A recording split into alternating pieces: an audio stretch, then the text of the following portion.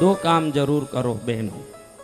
ये काम, जिन माँ बापों ने आपको किसी ससुराल में भेजा, उन माँ बाप का इज्जत बना रहे वैसा जीवन जियो। पहला काम तो यही है। जय गुरुदेव।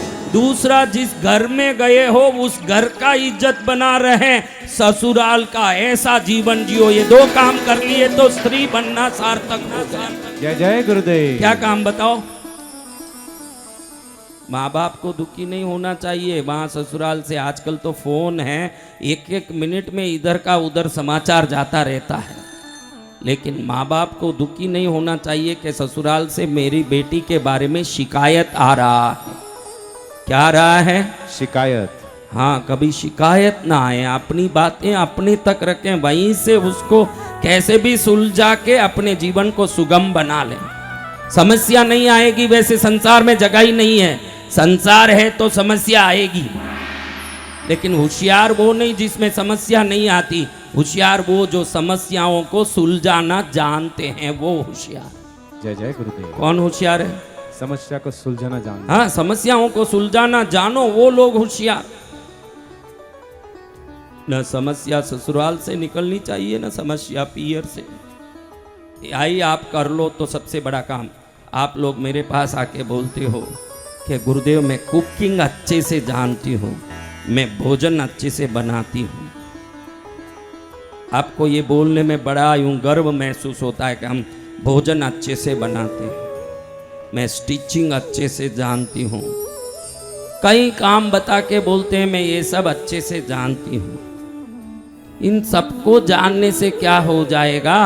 अगर आप मुझे बोलो कि मैं मेरे परिवार को अच्छे से संभालती हूँ, इससे बड़ा बढ़िया कोई आपके जीवन के लिए पुरस्कार नहीं हो सकता। जय गुरुदेव। जो सांड अड़ियल है उसको संभाल के चलने वाला ही तो सही खेडूत है। तो जो बच्चे कहना नहीं मानते, जो पति अपनी मर्जी से चलता है, इन सबको भी संभाल के घर गृहस्थी को स्वर्ग बना दें तो आपकी निपुणता सबसे बड़ी है, वही चीज में होनी चाहिए। जय गुरुदेव। आजकल बच्चे कहने मानते कहाँ हैं? बताओ, आप जो बोलो वो करते हैं क्या बच्चे? वो उनकी मर्जी के करते हैं। पति भी अपने मर्जी से जाता है, अपनी मर्जी से आता है। इसके बाद भी घर को खुशनुमा रख लिए तो बाकी किसी कला को सीखने की जरूरत नहीं। स्त्री को सबसे पहले यही कला सीखनी है कि मेरे घर को स्वर्ग बनाऊं। क्या बनाऊं? स्वर्ग। हाँ, बच्चे माँ के शरण में रहें, पति पत्नी से ज्ञान लेके संस्कृत संस्कारित और सदाचारी रहें। ऐसे गांवों में, ऐसे बड़े बड़े गांवों में हम देखते हैं हर जगह दारू का चलन भारी है कि नहीं भाई? हल्द्वानी वालों बोलो। हाँ, चल रहा है ना बहुत। इन सब से अपने पति को बचाएं। इन विकृतियों से, व्यसनों से अपनी पति की रक्षा करने का तरीका समझ लें तो बाद में आपका कुकिंग कमजोर होगा तो भी जीवन मजबूत हो जाएगा। कुकिंग की जरूरत नहीं है। जय गुरुदेव। ऐसे जन्मेजय महाराज अपने पिता के लिए चिंता करते हैं। उस समय मुझे ये बात याद आई कि आप अपने माता पिता का नाम रोशन करो, ससुराल का नाम रोशन करो तो स्त्री जन्म लेना सार्थक हो गया। ये मुझे कब याद आया? जब जन्मेजय महाराज चिंता करते हैं कि मेरे पिता का उद्धार हो। हम लोग संतानों को पुत्र बोलते हैं। क्या बोलते हैं? पुत्र बोलते हो ना, मेरा पुत्र, कनिष्ठ पुत्र, ज्येष्ठ पुत्र।